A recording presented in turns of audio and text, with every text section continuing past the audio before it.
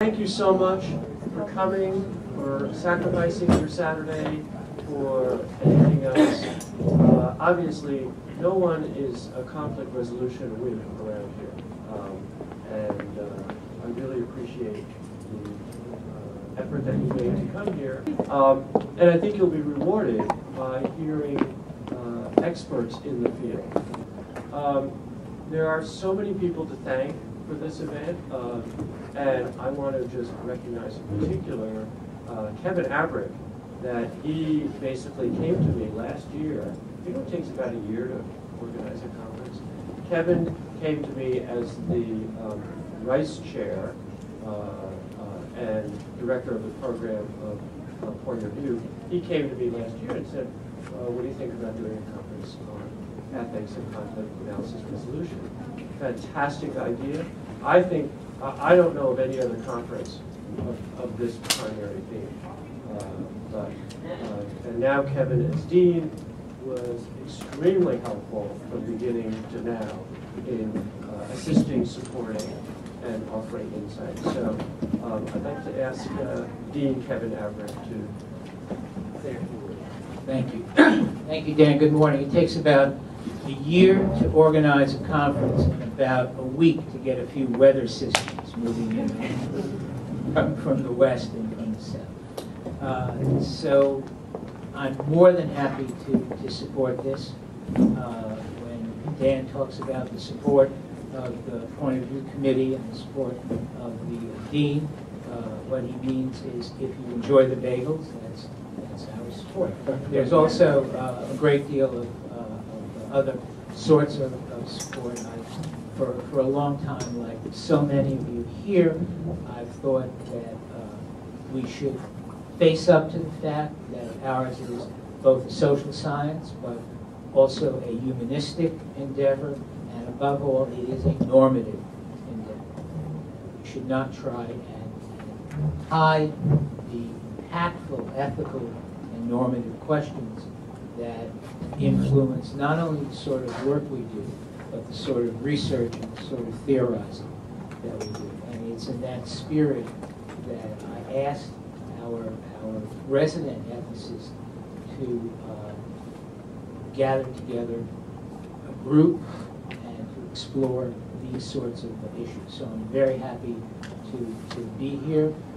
I'm sorry we couldn't have the full day and a half, but I'm very, very pleased to see so many of you here on a gray and cold, but ultimately ethical Saturday. Thank you very much. Welcome. Thank you, Kevin. Just to underscore the point that Kevin just made, the objective of this conference, obviously, is to focus on normative issues and explore deeply their meaning and possibly transformation of topics and controversies. In one respect, we all know that normativity is present deeply on many issues. Human rights, gender and conflict, even deprivation of basic human needs. There are normative questions, assumptions, and judgments that underpin the work in those fields. And what brings the panelists together, what unites actually all of the speakers, is that they're deeply committed and actively pushing forward issues that are blended with normativity. So, we're going to start. Our first session is showcases actually the work of Vivek Volkan, but he could not be here. We're very fortunate, obviously, to have Joseph Montville presenting a very provocative set of ideas and experience that he had with Vivek Volkan. Joe is director of the program on healing, historical memory, and he's been very active in SCAR in many different ways. So I'd like to ask Joe to come up and be our first speaker.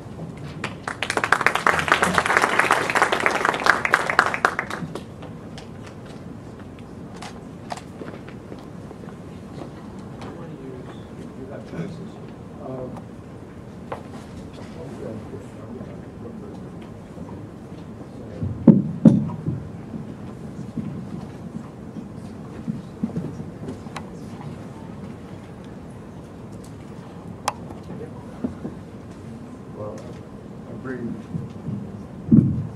warm greetings from Valery Volkan. He lives in a far suburb of Charlottesville, and he lives at the bottom end of a long unpaved driveway. And he is snowbound, literally, trapped in his house. But he has power, wood, and lots of deer in case they really get desperately hungry.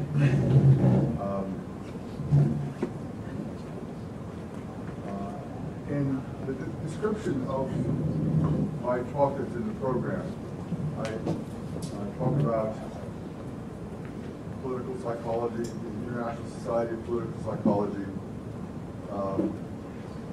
and preparation of this Nobel Peace Prize nomination for him. And this is not the first time he's been nominated, but I was asked to do the task. And I make a point here, and I was being subtle. I was talking about, I said, writing the letter forced me to think hard and write a concise and accessible description of the essence of his extraordinary gift as a psychoanalyst and political psychologist to humankind in the search for healing traumatized ethnic and sectarian conflict. Seems to me very much in the context of ethical engagement. And I said, as an avocational political psychologist myself, I'm very conscious of how psychoanalytic theory inhibits policymakers and even many academics. In fact, my original instinct was to use the word terrorize, because psychology, depth psychology especially, is very more than inhibiting. But the fact is that we live. Freud opened up the can of worms, and we've been trying to wrestle with the implications of our unconscious and our memory, and especially the concept of self and human hunger for recognition, acceptance, and respect. How history is really, as Henry Kissinger once said in the State Department, one damn thing after another. It's a history of trauma, of aggression and violence and loss, of a sense of not only physical and psychological loss, territory, loved ones, but also loss of faith in the concept of justice. So I'm talking about how important it is to recognize, and it's not rocket science. I'm hoping that by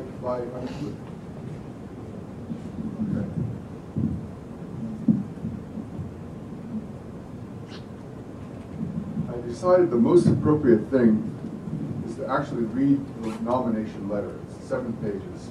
I worked very hard on trying to digest 35 years of his work in our association, actually even more than that, starting in the late 70s, and see if it makes an impact, see how clear it is. I look at the Nobel, the Norwegian committee. It's the only non-Swedish board that decides prize, the Peace Prize, and it's come under quite a bit of criticism by former members for being headline chasers,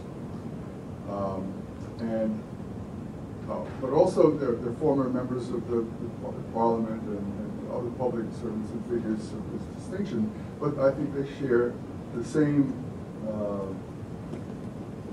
inhibition, if not terror, of dealing with depth psychology. So I tried to convey what Vamek has done, and because I've had a special perspective as we've been partners in many of these efforts.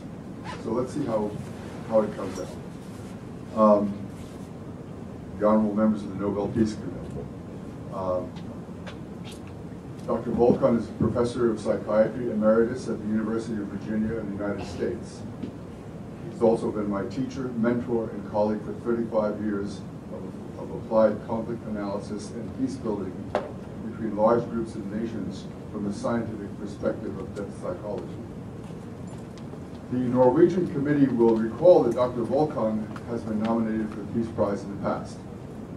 I'm writing from a perspective of, one, the will of Alfred Nobel, and two, my academic training as a political scientist and professional experience as a career diplomat in the Foreign Service of the United States. In theory, a professional diplomat might be considered expert in the art of negotiation and problem solving in troubled relationships between his or her government and others in the international community. What I learned from Vamik Volkan starting in 1979, while working with State Department permission, with the Committee on Psychiatry and Foreign Affairs of the American Psychiatric Association, is that traditional diplomacy and political analysis were inadequate conceptually in dealing with protracted ethnic and sectarian conflict, which is one of the reasons that SCAR exists today, to respond to that need. My primary conflict was Israel and Palestine. But after years of close collaboration and constant learning from Dr. Volkan, I was able to work on the Northern Ireland conflict, the U.S.-Soviet relationship, the protracted disputes between Turkey, Greece, Armenia, and the Kurds, unhealed wounds in the Japan-China relationship, Sinhalese and Tamils in Sri Lanka, and even the burdens of history in the relationship between Quebec and Anglophone Canada, and many more. To return to the will of Alfred Nobel, it's clear that this enormously successful scientist and innovator combined his passion for recognition of outstanding discovery and or invention of a person or persons who, during the preceding year, had conferred the greatest benefit on mankind in the fields of physics, chemistry, physiology, and medicine. He also chose to recognize authors of significant literature, that is novels, poetry, which reflected an ideal direction.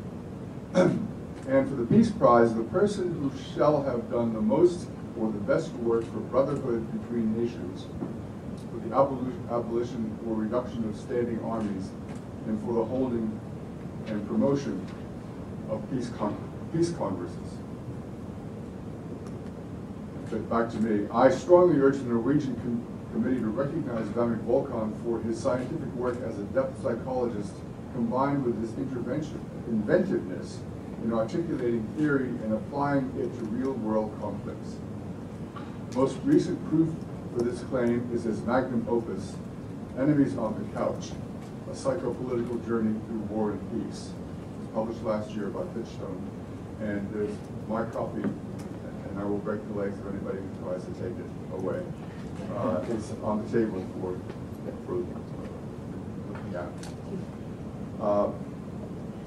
This book is accompanied by a second publication, the journal Clio Psyche, which is devoted to understanding the why of culture, current events, history, and society. And the issue, which I included, was volume 20, number 2, a special issue on peacemaking, trauma, veteran suicide, and war, and it also contained a festschrift for Vamik Volkan with 27 individual tributes, plus a long interview with him by the editor of Clio Psyche, Paul Elevitz.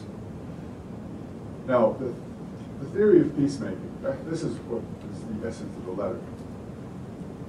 Mr. Gerard Fromm, a PhD, a former director of the Austin Riggs Center in Stockbridge, Massachusetts, where Volkan has been senior Erik Erikson scholar. I might point out that Erik Erikson, who I had the joy to meet and work with through the International Society of Political Psychology, and 5 major workshops I was able to organize at Esalen Institute around Erik and Joan Erickson on the psychology of the U.S.-Soviet relationship. So Erickson graced that Austin Riggs Center. But Gerard Fromm explains in his festschrift contribution how Vamik Volkan made the conceptual transition from psychotherapists to individual patients to the broader field of large group and national psychology.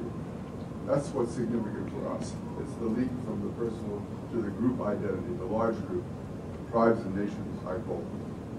Rather than focusing on whom he was treating, Volkan examined what he was treating. That is violent trauma in the lives of people who raised the patient. He was treating the intergenerational transmission of trauma most directly in the person carrying the legacy, but also the people who, in a sense, quote, deposited, unquote, it into their child. In other words, a major part of individual identity, and quite likely victimhood psychology, is passed on from parents, grandparents, extended family, and social milieu. What is passed on in large groups or nations is memory of violent loss of land, property, freedom, dignity, lives of loved ones and neighbors, and perhaps most painful, as I said before, a belief in the idea of justice. As an example, I have a professional colleague of Irish-American Roman Catholic stock. She actually worked at the Carnegie Corporation in New York. She told me once of her mother's genuine anger when she moved to an apartment in Brooklyn on Cromwell Street. Oliver Cromwell, of course, was the English leader who in the 17th century led troops in Ireland and who slaughtered Irish men, women, and children. After his victory in 1649, Cromwell ordered the exile of all suspected Irish subversives, massive Catholic depopulation, and devolution of the Roman Catholic Church. In modern times, Winston Churchill wrote, quote, "The consequences of Cromwell's rule in Ireland have distressed and at times distracted English politics down to the present day." Of course, talk about distractions. To heal them, baffled, I'll continue with quoting Churchill. It just struck me how understated his diagnosis is. To heal them, baffled the skill and loyalties of successive generations. Upon all of us, there still lies the curse of Cromwell. One could safely say that this curse, the memory of Cromwell, was in the minds of the IRA terrorists who tried to blow up Prime Minister Margaret Thatcher and her cabinet in a hotel, right? What just struck me was how, say, Cromwell's memory of Cromwell has distressed and at times distracted. You can't get more distracted, I guess, if you're a prime minister and someone tries to blow you up in your cabinet. Wounded, traumatized memory is a key element in the scientific theory David Volkan has developed and applied in his public service in peacemaking, so richly described in Enemies on the Couch, whether with Arabs and Israelis, Russians and Baltic states, the Caucasus, Albania, the Iraqi invasion of Kuwait, multiple Turkish relationships, and several other conflicts. And Richard Design also said I left out his work in the Balkans, and that was my error. Volkan was the principal scientific theorist in the work of the American Psychiatric Association's Committee on Psychiatry and Foreign Affairs that organized 6 5-day dialogue workshops in Switzerland, Austria, Egypt, and the United States between 1980 and 1985 on the Middle East conflict. Palestinians joined Egyptians and Israelis in the 3rd workshop.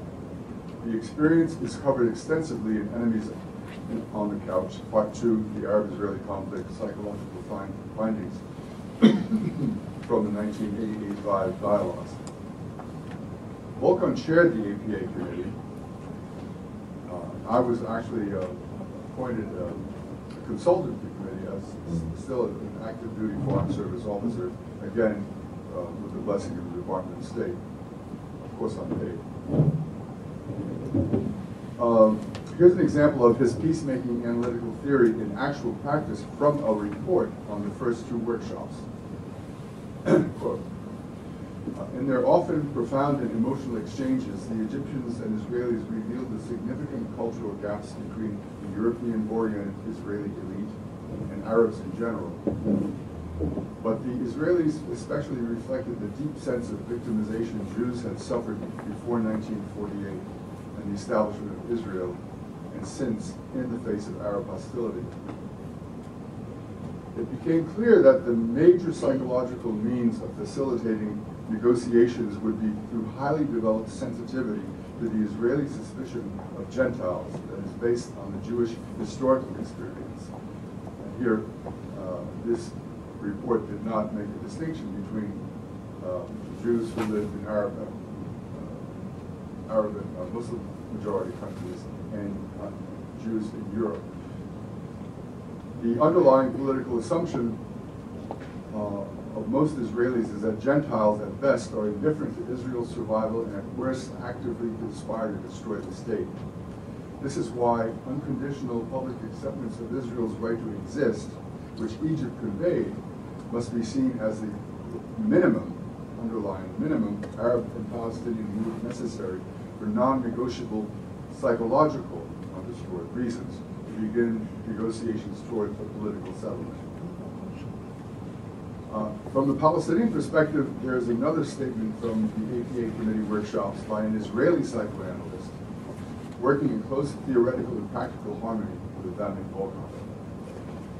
The Israeli, the late Raphael Moses, MD, reported from his personal experience the keen disappointment of Palestinians in a small workshop when their explicit hunger for Israeli acknowledgement for the hurts inflicted on the Palestinians was not forthcoming.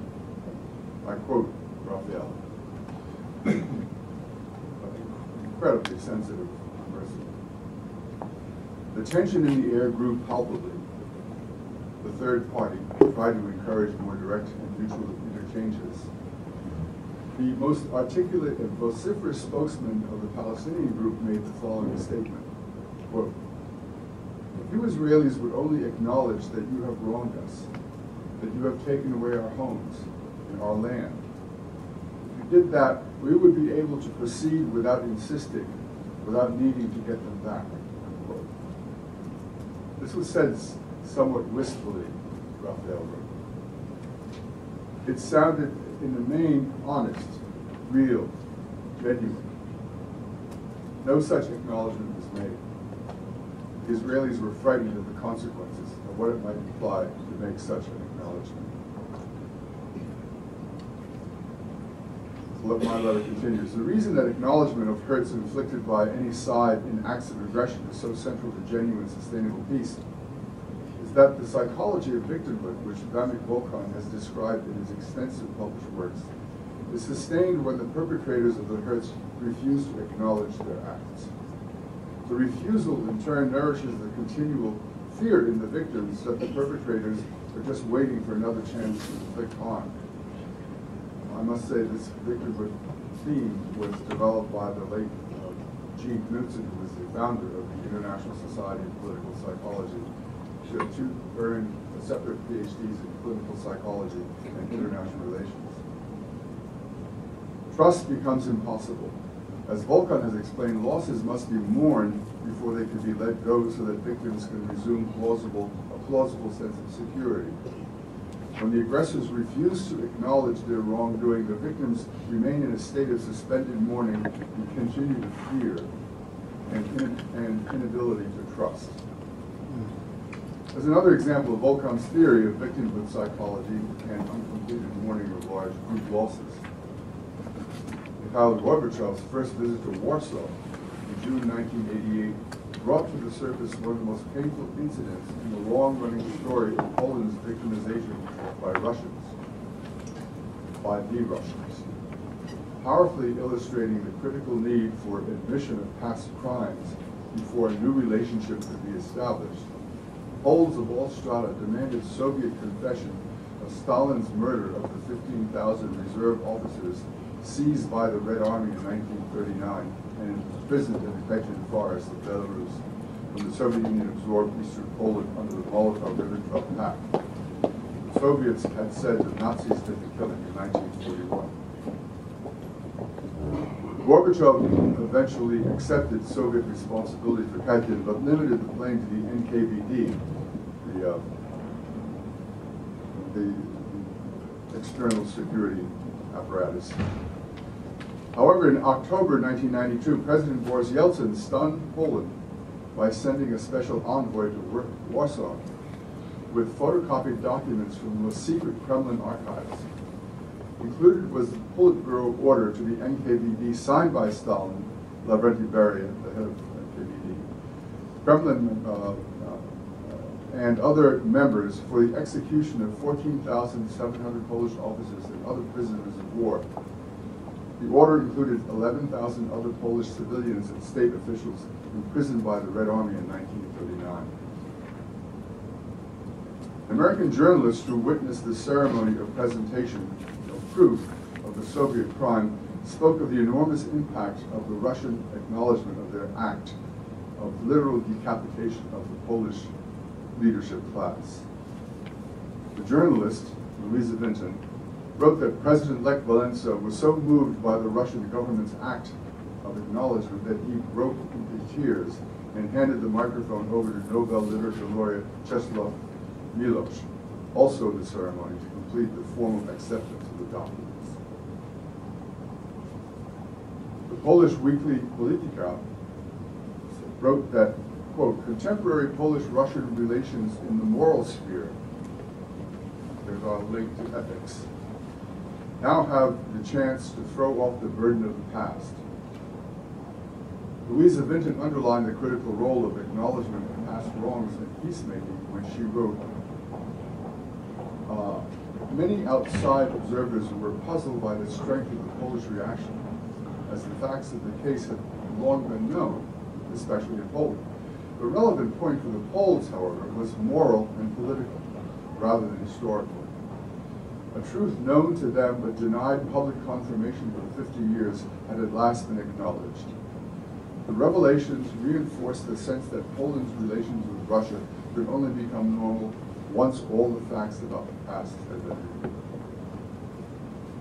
I'll conclude this letter of nomination for my teacher and longtime friend and colleague with a very 21st century example of Volkan's enormously important scientific contribution of the phenomenon of the intergenerational transmission of trauma and its challenge to contemporary diplomacy and peacemaking.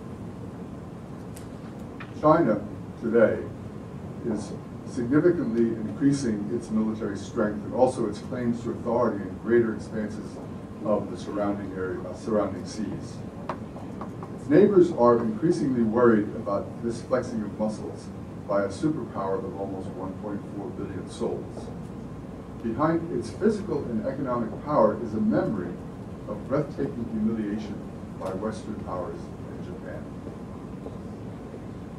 In the 1839 Opium War, Britain punished China for its refusal to buy opium, which it was cultivating in Afghanistan. China was forced to cede Hong Kong and Macau to Britain in 1841.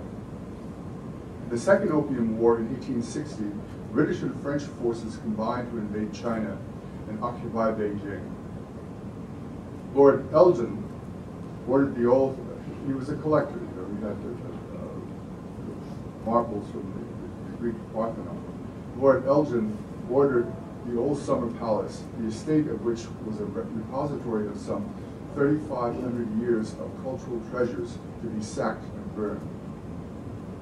In 1900, an 8-power Allied imperial force plundered and burned the remaining buildings of the summer palace. Japan, Russia, and Germany all joined in what could be called a feeding frenzy over China's essentially defenseless body. Perhaps the greatest traumatic wound and most profound insult came from Japan's invasions in the 1930s, which ended in Japan's occupation of all of eastern, much of northern, central, and southern China until 1945. We see, as we have seen, in the evolving theory of psychologically sensitive peace-building practice, of which Bamik Volkan has been the principal architect globally, acknowledgement to victim peoples and nations by aggressors of the harm they have done, accompanied by expressions of remorse or contrition, not an easy process politically, can transform intergroup relationships. Indeed, the evidence is irrefutable that the acknowledgement contrition process is an essential requirement for genuine reconciliation and true peace. One of Volkan's closest partners in articulating the theory of peace building by healing historical wounds is Peter Lowenberg, a professor of history emeritus at the University of California of Los Angeles and a psychoanalyst. He was the principal organizer of the first International Psychoanalytic Association Congress in Beijing in October 2010. In a key paper for the Congress, Lowenberg played a leading role in modeling the Volkan elaborated healing process in the China-US relationship and hopefully with the rest of China's antagonists. He walked through the history of Western imperial and Japanese depredations in the 19th and first half of the 20th century, detailing outrages. Jumping to modern humiliations, Lowenberg spoke of the May 1999 bombing by the U.S. Air Force of the Chinese embassy in Belgrade, for which President Clinton apologized profusely, calling it a tragic mistake. The case is a perfect example of the power of wounded memory of a nation. Lowenberg cited an angry editorial in the People's Daily, Chinese People's Daily, and there were massive demonstrations against the U.S. Embassy in Beijing during that time. Reacting to the American bombing, the editorial said, quote, "This is not 1899 China. This is 1999. This is not the age of gunboats. It's not the age when Western powers plundered the imperial palace at will, destroying the old summer palace and seizing Hong Kong and Macau. China is China that has stood up," unquote. On January 10, 2014, this year, the Chinese ambassador to the United States, Hui Jiankai, published an op-ed in the Washington Post that strongly criticized Japanese Prime Minister Shinzo Abe for visiting the Yasukuni War Shrine in Japan. The ambassador wrote that, quote, "The visit deeply disturbed people in China and much of Asia," quote. He said, quote, "14 Class A war criminals who were tried by the International Military Tribunal for the Far East after World War II are honored at Yasukuni. These include former Prime Minister Hideki Tojo, who launched the attack on Pearl Harbor and started a war in the Pacific that cost millions of lives, commanders of the 1937 Nanking Massacre in China, in which the Japanese killed 300,000 people. Citing, quote, the Prime Minister's denial of Japanese wartime atrocities. Avoidance denial, very basic psychopolitical concept. The ambassador spoke of, quote, Japan's current initiative to revise its constitution to transform its self-defense forces into a military force capable of projecting power outside of Japan. This aggressive posture imperils regional security and economic prosperity. And then the final line, which I italicize in this letter. By contrast, Japan's acceptance of and repentance for its war crimes would build a foundation for peace and security in the world's most economically dynamic region. Unquote. One might assume that Ambassador Chiankai's op-ed implies that Prime Minister Abe is appealing to Japan's conservative right wing in a bid to face the competitive challenge of a resurgent China. Therefore, I'll close with what may be a surprising assessment from a political psychological point of view, that a major reason for Japan's conservative wing resistant to appeals from China and other World War II victims for acknowledgement and contrition for its war crimes is that it itself has a strong victimhood psychology that has not been recognized.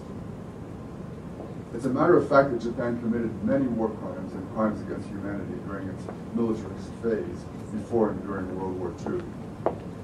But from the perspective of political psychology, Japan itself was a victim of what today might qualify as war crimes and crimes against humanity. I'm speaking, and this is in my own voice entirely, I'm speaking of the fact that my country, the United States of America, dropped atomic bombs on 2 Japanese cities, Hiroshima and Nagasaki, resulting in very conservative estimates of 150,000 and 75,000 deaths of unarmed civilians. Hiroshima, the larger number, Nagasaki, the smaller. Men, women, and children. From what my teacher and colleague Vamik Volkan taught me and his extended family of psychologically sensitive peacemakers, I must conclude that to enable Japan to be freed from its own sense of victimhood and be psychologically enabled to reconcile the many neighbors it violated in the last century, the United States must acknowledge the savagery of its attacks on the Japanese mainland toward the end of World War II. We have learned that the reason that Hiroshima and Nagasaki were selected for destruction by the first nuclear weapons used against civilian targets was that American firebombing of Tokyo and so many other Japanese cities had limited the reasonably unspoiled targets to these 2 tragically fated cities. The United States has a moral obligation to express its regret for causing the deaths of so many innocent Japanese citizens in the war. this is a personal view. I've not discussed this with Ramek Volkan, but his teachings, by his teaching, there is no honest alternative. Last paragraph. It seems to me that the Norwegian Nobel Committee would make a major revolutionary contribution to promoting the art and science of peacemaking in the world by drawing global attention to the enormous contribution of Ramek Volkan to achieving the goals of Alfred Nobel by teaching humankind how to heal history and reconcile the nations. Sincerely, me. Now, there's a certain amount of strategy, especially in focusing the Nobel Committee, which has been accused of following, chasing headlines and deciding who the current winner should be. Because China is getting very, very feisty, and the Japanese Prime Minister is getting feisty too. Those are current headlines. In other words, there's a threat of potential serious violence in East Asia. That will get their attention. But it also is a powerful example, I believe, in the theory of intergenerational trauma and wounded memory, and how powerfully it affects policy making, policy decisions, public opinion, and public passions. And that's why I spent some time on this letter to try to convey depth psychological theory, which is not rocket science. If you hurt people and you don't apologize, they don't forget it, and they'll always, as long as they're alive, they will think of ways of getting revenge. That really is what provides the substance for a whole field of conflict analysis and conflict resolution, especially in traumatized ones that you have to get conflicts. Luckily, it doesn't apply as literally to domestic disputes over land or water rights, but still, it's just fundamental to human relationships, and that's why Dan particularly wanted me to think this presentation with a broader issue of ethics, and moral guidance, which I've drawn from studying Jewish-Christian-Muslim relationships and reconciliation activity, by understanding what the Hebrew prophets first taught, recognized in the Hebrew Bible, were picked up and amplified by Jesus of Nazareth, who I call Rabbi Jesus, I'm called Catholic, but also the Prophet of Islam. Variations of the Golden Rule. But the psychodynamics teaches us that when an individual is wounded, even insulted, prior to potential, or the insult raises the fear of potential physical attack by the insultor. Our brain has stressor hormones that become elevated, and victimhood really can be measured in the elevation of stressor hormones in the brains of the whole community, of their fear and their loathing of their enemies. So there is science, but there is also moral history of moral guidance and instruction. The Abrahamic faiths all advance the concept that the God of Abraham values every one of his creatures. The Muslims go so far as to extend that to all living things, including animals and requirements. But the idea that there's an innate preciousness in every human being is one of the primary foundations for discussion of ethical behavior. The Golden Rule is an aspect of that. These 13 great world faiths that the Center for Interreligious Understanding has identified have variations of the Golden Rule.